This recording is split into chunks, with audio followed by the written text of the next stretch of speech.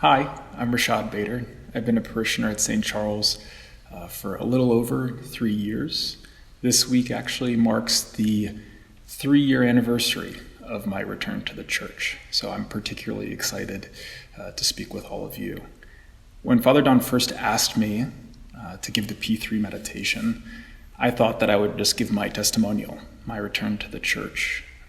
But upon reflection, and particularly upon prayer this morning, I realized that there's actually a little bit more that I think I can share with all of you. It's been 3 years, and it offered me a good opportunity to reflect on the things that I've learned and the things that have helped me grow in my spiritual life. So I'll still give a summary of my return to the church, but my hope is just to share the things that have been most fruitful for me over the last 3 years. It feels special to sit here in the sanctuary because it's just a reminder of how much has changed for me since I've come back to the church. 3.5 years ago, when I was sitting here, I was at the absolute lowest I had ever been. To say that I was depressed, maybe gentle. I was in a state of despair. Again, I'm not going to give the full testimonial just because I want to focus on other things, but a lot of things had just turned out very differently for me than I had expected. I thought my life would look one way, specifically with career choices, and they ended up looking a very different way. And when my sort of dream career didn't pan out, I would wake up every day and just wonder what was my purpose. I didn't use these words at the time, but I had turned it into a form of idolatry. And when that idol, came tumbling down, I was left with nothing. So, the summary of my journey during that time was I tried everything. I tried new jobs, which I didn't like because I wasn't in a good place. It had nothing to do with the jobs. I tried new activities, which would never fill the void of what I was looking for. I certainly probably wasn't pleasant in relationships. I tried everything. And I remember at one point I was coming to Mass here at St. Charles because I was living up in D.C. My parents are out in Manassas, and my sister was living in the area. So we would come to Mass here. And I remember listening to a homily by Father Don and thinking, this guy's pretty smart. And then thinking to myself that I guess there is one thing that I haven't done yet, which is to go talk to a priest. So accounts of how this transpired vary, but to make a long story short, I ended up meeting with Father Don, probably after kicking the can on that meeting 2 or 3 times. I sat down with him a little over 3 years ago, and I proceeded to have one of the clumsier philosophical debates of my life. I think I asked him all the questions that people typically ask when confronted with Christianity. I'm ashamed to say them now, but I remember thinking, I was like, is any of this real? Has anyone even thought about this? And we went back and forth for a little bit. And again, I tried to keep it sort of like cerebral and intellectual. And at one point, in classic Father Don fashion, he just looks straight at me and goes, "Is this really why you came to speak to me?" And, at that point I was like, no. And I kind of told him about the things that were going on in my life and how I'd been really struggling and how I just needed some hope. But at that point, before he even said anything, I said, "Before you respond, just don't tell me that God loves you or Jesus loves you. I don't even know what that means." I said, "Show me that someone's thought about this. Show me that this is not just some crutch for the intellectually weak who can't handle the world." And he just kind of stood there and he sort of nodded quietly, and then he got up and he went to his bookshelf and he grabbed this, which he said, "Take a look at this. And if you find it compelling, He went and then went to his computer and printed off a handout on Lectio Divina, or mental prayer. We'll come back to that. He said, if you find that compelling, try praying like this. And I was like, okay, sounds good. I didn't have a tremendous amount of hope leaving from that meeting. So I went back home and I had the book and I was like, all right, well, let's give it a go. And again, it's hard for me to admit these things now, but it is true. I remember thinking very, almost like sarcastically, I'm like, okay, well, let's read about the life of Christ, really not knowing anything about a true encounter with Christ then. And Cardinal Ratzinger, Pope Benedict, blew me away. I mean, he starts off in a way that was very surprising. I mean, he very quickly gets to the question, how does man come to know truth? And I just remember being taken aback and being like, this isn't quite what I expected. He goes on to talk about the sort of two ways that we come to know truth. The way that we Catholics know is the light of human reason, and then also guided by divine revelation. But even talks about it before divine revelation. Before we as Christians understood this, he talks about how even pre-Christian pagan philosophers thought of this. And he goes on to detail over the course of time how man's thinking around truth came to evolve, let's call it that, and how increasingly it started to form a more Kantian view, a more scientific view, sort of exclusively focused on the scientific view, let's say.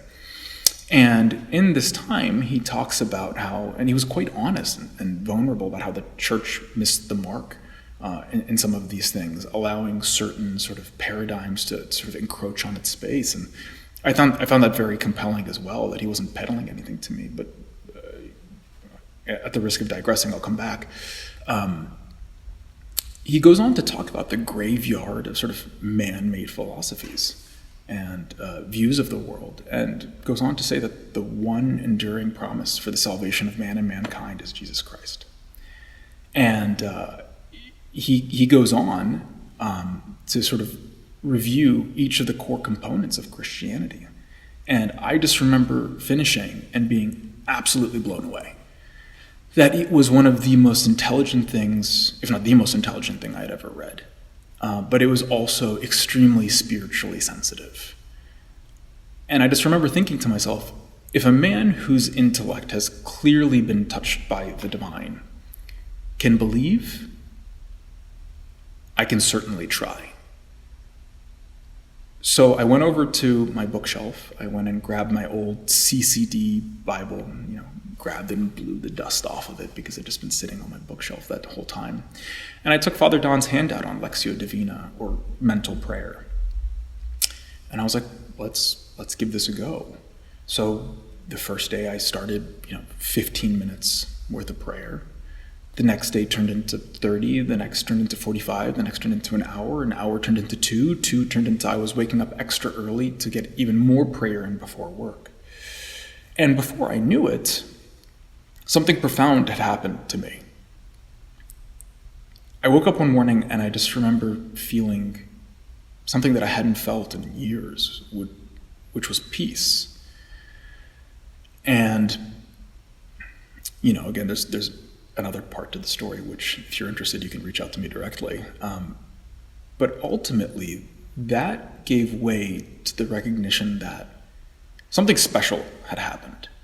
And even if I didn't necessarily understand all the parts of the faith, if I didn't understand all the theology, if I hadn't read over the entire catechism, that was okay. That clearly this held up a mirror by which we could look at ourselves and understand where we could grow in love.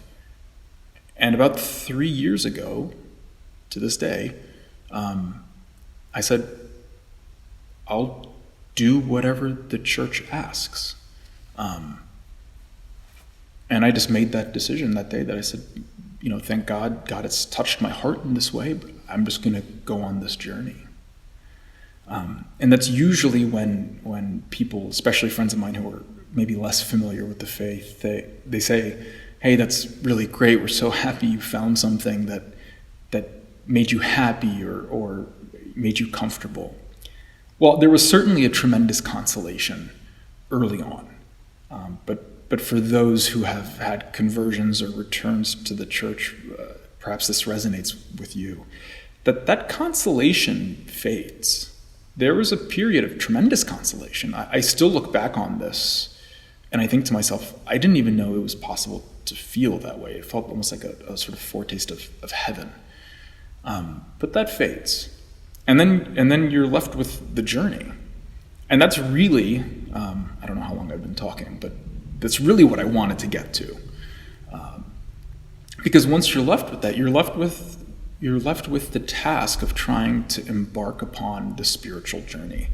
And it's not always easy, and it's not always comfortable, and it's not something that brings a sort of superficial peace or happiness or, it's like a comfort blanket. It's real. So I thought about what would be helpful to all of you. I'm blessed to have met a lot of people at St. Charles. I'm blessed to have many secular friends, and to whomever is watching this, I wanted to offer some points of my journey that could hopefully be of some use to you.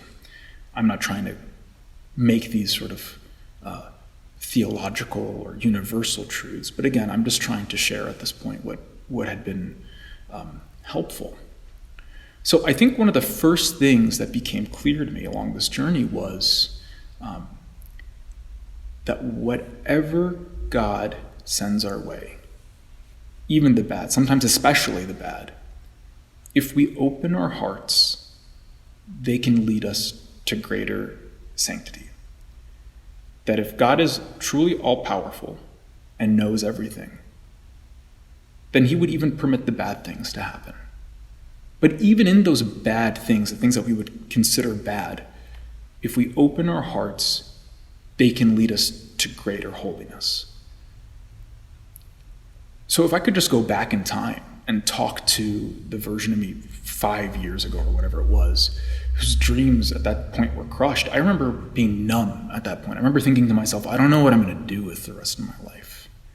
If I could just go back and say, you have no idea what God has in store for you. You have no idea the good that will come out of this. It's only going to happen, though, when you open up your heart. That's one thing that has really struck me. And it's not just in the huge things, too. It's even in the smaller things. If you get in a fight with a loved one, if you get in a fight with a friend, those are not good things. But if you open your heart, you can say, okay, how is this an opportunity for my sanctification? How is this an opportunity for me to grow in holiness? Maybe you're called to check your ego. Maybe you are called to grow in patience. Maybe you are called to grow in wisdom in how you approach this loved one. It doesn't have to be the huge things. It can be the small things. But whatever it is, we're called to believe that even in the most difficult times, these are all opportunities for our sanctification. And if they are opportunities for our sanctification, for us to ultimately get to heaven, then they're worth any price. So that leads me to, the second point, which is don't wait to feel holy in order to do things that will help you grow in your holiness. So many things in my spiritual life right now, so many things that are beautiful and wonderful and that I love, were things that I didn't even want to do at the time. So the first one, I remember Father Don sort of voluntold me to become a small group leader. I had never even been to a small group. I didn't know what it was. It sounded kind of weird. I was not interested. And Father Don just said, I think you'd be really good at it. Please consider going through the training. Okay, fine. So I went through the training, I got trained up, and I started the Sons of Thunder. Shout out to the Sons of Thunder. And I remember at the beginning, too, I was like, I hope this goes well. I hope this is not weird and awkward. And at the beginning, it was a little challenging, but ultimately it has become a cornerstone of my faith. So If you're not sure about joining a small community of faith, do it. And don't wait for the perfect time either. Don't think to yourself, oh, I'll do it when this happens, or I'll do it when that happens. Just do it. You'll be better off for it.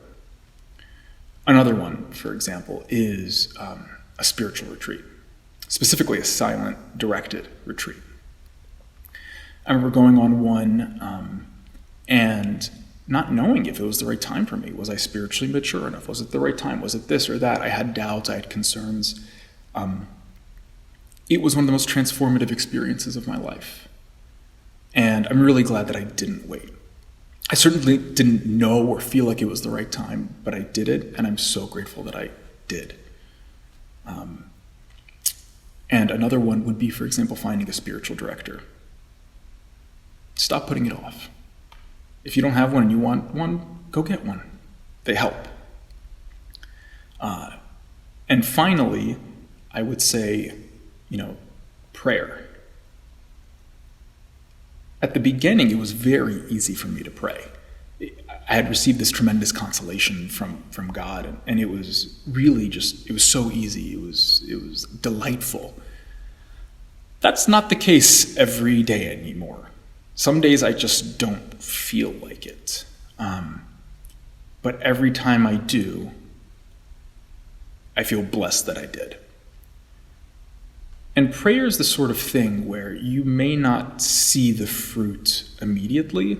It may feel sometimes that nothing is happening. But that's okay.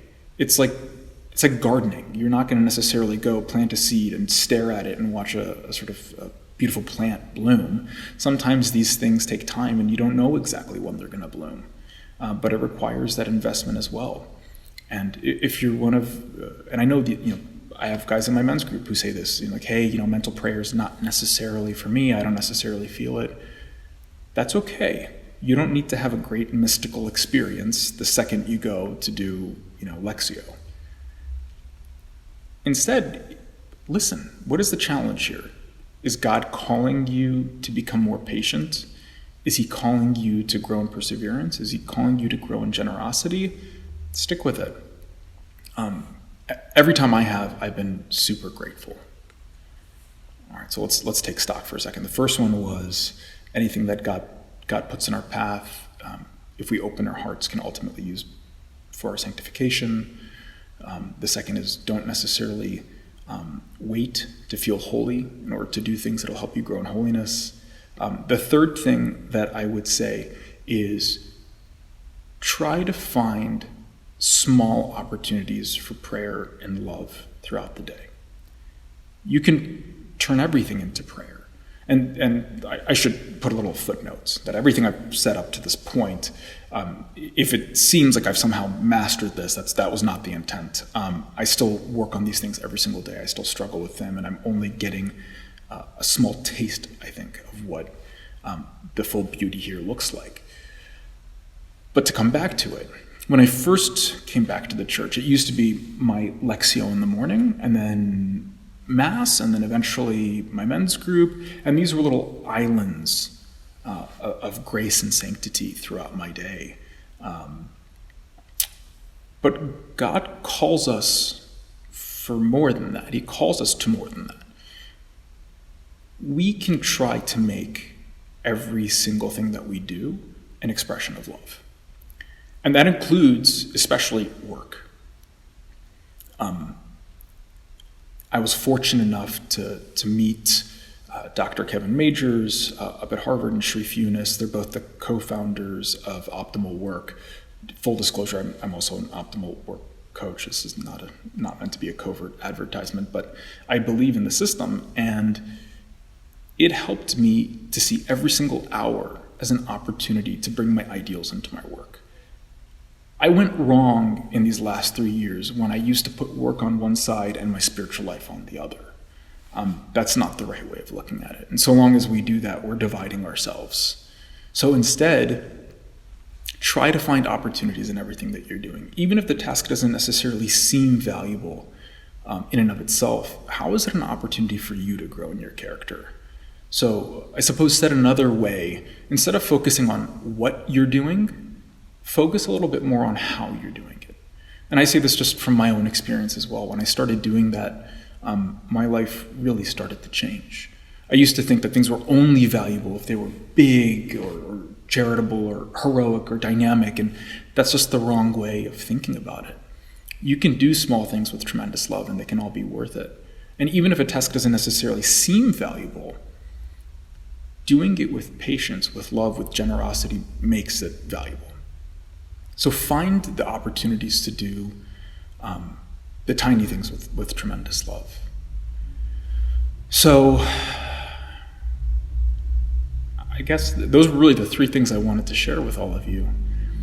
I guess my concluding point is, don't be afraid.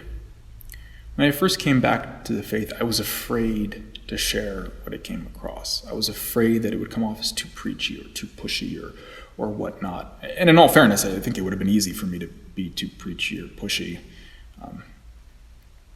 But don't be afraid to share the beautiful with those that you love, with those around you.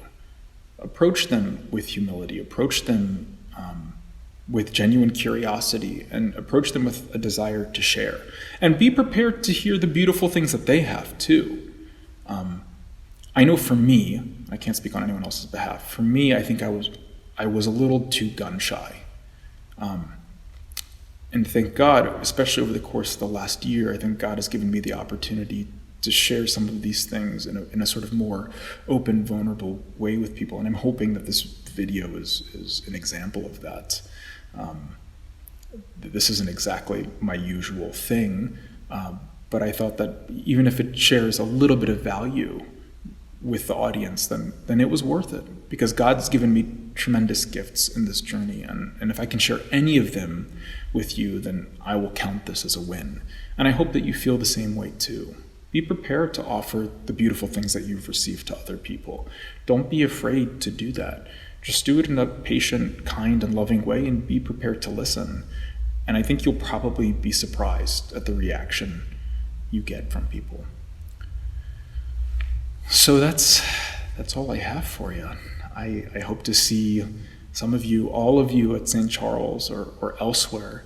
If you're still tuned in, thanks for listening. One last thing. There is the option for virtual pub time at 8:30 in the link below. I'll see you guys there.